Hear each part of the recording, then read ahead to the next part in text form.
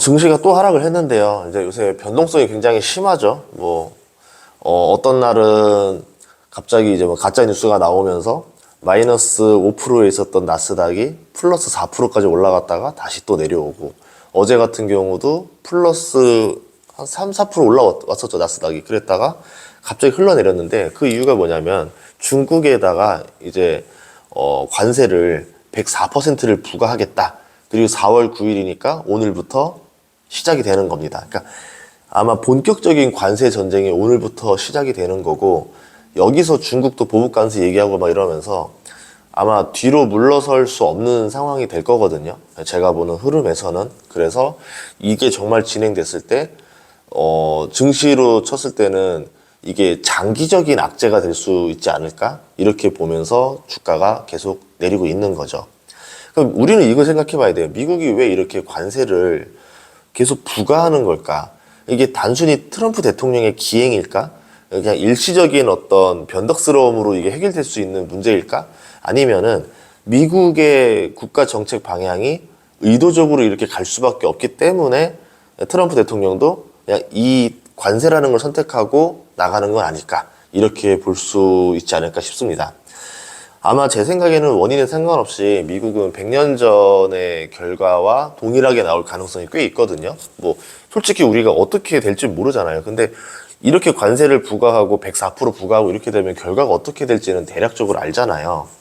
트럼프가 원하는 거는 미국이 패권을 강하게 유지하는 겁니다. 첫 번째는 뭐냐면 군사력을 유지하는 거, 달러 패권 유지하는 거, 경제적인 패권 유지하는 거, 세 가지 패권 유지하는 건데, 생각해 봅시다. 군사력이 지금은 강해 보이지만 문제는 군수 물자 생산 능력이 아주 안 좋습니다. 1945년 제2차 세계대전 끝나고 나서부터 전쟁이 없었잖아요. 그러니까 생산시설이 급격히 무너진 거죠. 특히 제조업이 1970년대 스태그플레이션 맞으면서 아시아로 급격히 다 넘어갑니다. 그렇게 되니까 한동안은 그냥 그게 오히려 경제적으로 이득이 더 크니까 그게 좋지라 생각을 했는데, 지금 중국이 제조업이 잔뜩 들어오고, 만약에 이게 중국 같은 경우 자동차 생산 능력 엄청 좋거든요. 다 개조를 해가지고 탱크 생산 기지로 확 바꿔버리면 어떻게 되겠어요? 지금 중국에 있는 조선소들이 군함 생산 기지로 싹 다 바꿔버리면 어떻게 되겠어요? 그 생산량을 따라갈 수가 없는 일이 되겠죠. 그러니까 군수 생산 능력에서 지금 밀리게 됐고요. 그게 무역 적자와도 연결이 되는데, 제조업이 해외로 나가 있으니까 해외로 나간 물건을 다시 미국이 사들이잖아요. 무역에서 계속 적자를 봅니다. 근데 그동안은 그게 미국의 물가를 낮추고 임금의 생산성을 높여주는 경제적인 이득을 줬기 때문에 수십 년간 이게 서로 암묵적으로 갔었던 거고, 그게 세계화라는 핑계로, 신자유주의라는 핑계로 계속 진행됐었던 거고, 근데 지금 미국이 생각해 보니까 그 과정에서 이득을 보는 게 어딘가 보니까 상대적으로 미국의 생산시설이 줄어들고 그 생산시설이 중국으로 넘어가고, 미국은 계속 무역 적자를 보고 중국은 계속 무역 흑자를 보고, 중국이라는 나라가 점점 커지게 생긴 거죠. 그럼 이거를 어떻게 제거를 해야 될 것인가? 그랬을 때 관세라는 전략이 아이디어가 나온 거고, 그 외에 나머지를 봤을 때는 그렇게 나오지가 않아요. 그래서 이 관세라는 거를 좀 길게 가져갈 수도 있지 않을까? 이렇게 본 겁니다. 두 번째는 달러 패권인데요. 여러 가지 이유가 있는데, 미국이 이 힘을 유지하기 위해서 다른 나라들이 예전에 원조도 많이 해주고 돈을 많이 썼었죠. 그렇게 되면서 닉슨 쇼크가 발생했었던 거고요. 1970년대. 그게 스태그플레이션의 원인이 됐었던 것도 있었던 거고, 지금 같은 경우는 경제가 성장함으로 인해서 복지에 대한 요구가 나날이 늘어납니다. 정치에서 선거에서 이기기 위해서는 복지 정책을 안 낼 수가 없는 거고, 더 이제 돈을 많이 쓰는 정책을 내야 되고, 그리고 경제 위기가 올 때마다 계속 추경 예산이 나갈 때가 많은 거죠. 그러면서 재정 적자가 상당히 누적되는 거죠. 재정 적자는 있을지언정 재정 흑자가 있었던 해가 몇 년이나 됐을까? 거의 재정 적자잖아요. 쌓이고 쌓이다 보니까 마통의 빚이 계속 늘어나다 보니까 이제는 빚을 갚을 능력마저 약해지는 거죠. 6조 3천억 달러가 세수인데 1조 7천억 달러가 연방 정부 부채 이자로 나가야 되는 상황이 발생하게 되는 겁니다. 그러면서 이제 달러를 더 이상 재정 적자를 낼 한도가 여력이 약해져 보이는데, 계속 적자는 내야 되니까 달러를 계속 찍어내는 거죠. 그럼 달러에 대한 신뢰도가 떨어지기 시작하는 거죠. 그러면 무역 흑자를 개선하면은 재정 적자가 줄어들 수도 있겠죠. 이 두 가지가 맞물리게 되면은 미국은 두 가지 문제를 해결하는데, 그럼 무역 흑자를 해결하는 방법이 뭐다? 중국에 있었던 생산 기지를 미국으로 가져오게 된다. 그러면 미국이 패권을 유지해야 되는 세 가지를 한 번에 다 해결할 수 있는 1타 3피 전략이 되게 되는 겁니다. 그러면 중국을 압박해야 되는 거고 104% 관세가 그거의 하나의 예시가 되지 않을까, 이렇게 보고 있어요. 그리고 조금 더 길게 볼게요. 정말 이렇게 될지는 모르겠어요. 근데 상상을 해봤는데 뭐가 있냐면 1930년에 스무트 홀립 그 관세법이 통과가 됐을 때 관세가 크게 상승했어요. 그러면서 벌어진 게 뭐냐면 경제 대공황입니다. 물론 경제 대공황이 시작되는 구간에 이제 관세법이 통과돼서 더 심각해진 거긴 한데, 그럼 그 결과 경제 대공황으로 가장 피해를 본 데가 어디냐? 미국도 피해를 봤지만 유럽도 아주 심각한 피해를 봤죠. 그러면 결국 어떤 일이 벌어지냐? 그러면 경제 대공황은 무슨 결과를 낳냐면요, 전쟁을 만들 수밖에 없어요. 누가 배고픕니까? 정치인들이 배고플까요? 국민들이 배고플까요? 국민들이 배고픈 거죠. 과거의 유럽은 생산 기지 역할, 제조업의 역할을 했었던 곳이었죠. 생산한 물건을 식민지에다가 팔았습니다. 자기들이 팔 곳이 많아져야 되니까 식민지를 계속 나날이 늘려나갔었던 거죠.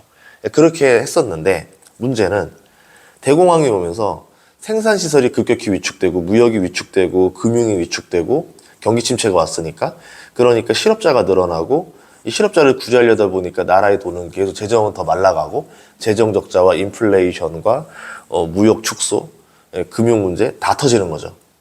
이걸 해결할 방법이 뭐가 있을까요? 우선 정치인 관점으로 생각을 해야 돼요. 이게 단순히 정치가 안정적일 거라 생각하면 안 됩니다. 국민들의 분노가 하늘을 찌르게 될 거예요. 똑같이 생각해 볼까요? 지금과 100년 가까이 지난 지금 이런 일로 벌어져서 미국 같은 경우도 아프겠죠. 근데 아시아의 제조업 국가들은 더 아플 겁니다. 관세는 무역 국가들한테 더 치명적인 독약이에요. 무역 국가가 어디입니까? 수출해서 먹고 사는 국가들, 중국, 한국, 일본, 대만, 이 네 개 국가들이 가장 힘들 겁니다. 그럼 그 네 개 나라들을 가장 아프게 들어오는데 관세율이 좀 더 다르니까 중국이 더 아프게 들어가겠죠. 그럼 이 중국에서 이제 국민들이 어떻게 될까요? 엄청난 불만을 가져가겠죠.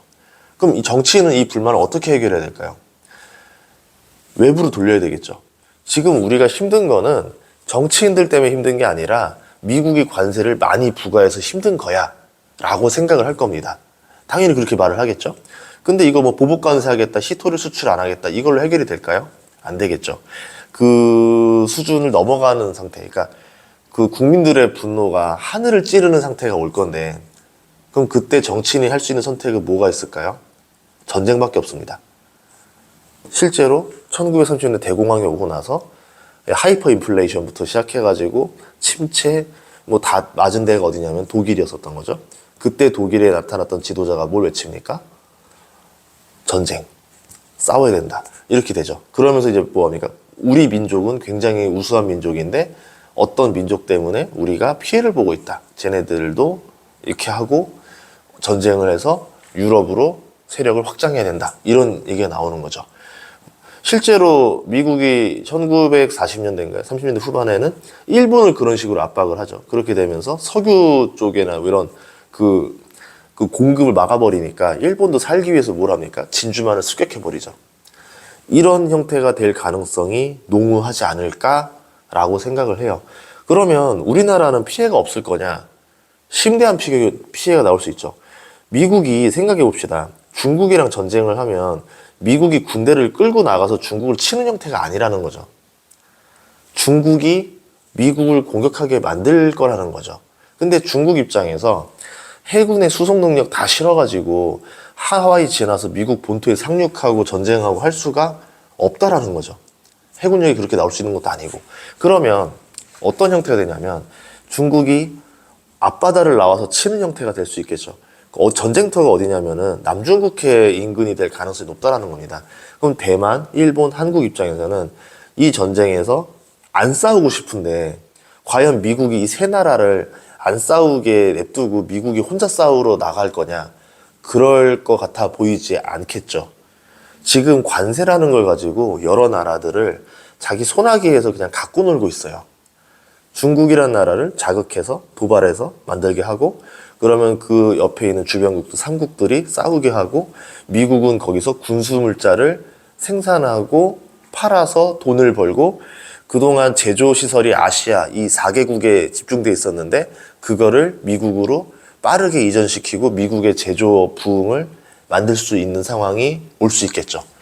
그러니까 이런 일이 벌어지면 안 되는데, 지금 하고 있는 것들의 퍼즐들을 하나씩 따다다닥 맞추다 보면은 이 결과에서 가장 이득을 보는 게 또 미국이 돼요.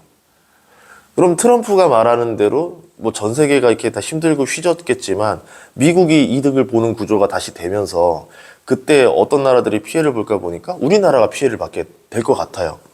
이런 상황이 벌어지지 않길 바라야 되는데, 이러려면은 지금 생각하는 퍼즐들이 다 어그러져야 되거든요. 그럼 이게 어떤 전략들이 나와야 될 것인가, 뭐 제가 생각해서 할 수 있는 것들은 아니겠지만 어쨌든 그런 흐름들을 계산하면서 우리가 주식 투자를 해야 되지 않을까? 그럼 그 상황에서 엔캐리는 어떻게 청산될 것인가? 한국은 이제 상호관세나 무역 협상에서 아무래도 조선이라든가 방산에 대한 능력이 있기 때문에 미국이 어떻게 딜을 해줄 것인가? 근데 이제 관세를 세게 해서 중국의 경제가 빠르게 침체가 됐을 때 우리나라는 어떻게 대응해야 될 것인가? 뭐 이런 고민들을 좀 해봐야 되지 않을까 생각합니다. 그래서 지금 조심해야 되는 건 제조업 국가들, 제조업, 그리고 금융업 여러 가지들도 다 조심을 좀 해봐야 되지 않을까. 그러니까 주식 투자 자체를 진짜 안전하게 하지 않으면 대처가 굉장히 어려운 상황이 되지 않을까 생각을 합니다. 이때 제일 좋은 방법은 현금을 어느 정도 들고 있는 거예요. 주식도 들고 있지만 현금을 좀 어느 정도 들고 있으면 저점 매수를 해볼까라는 그래도 긍정 회로가 돌아가거든요. 근데 현금이 없고 주식만 있으면 스트레스만 받습니다. 저점 매수를 할 수 있는 상황이 아니잖아요. 이 사람이 할 수 있는 건 저점 매도밖에 없어요.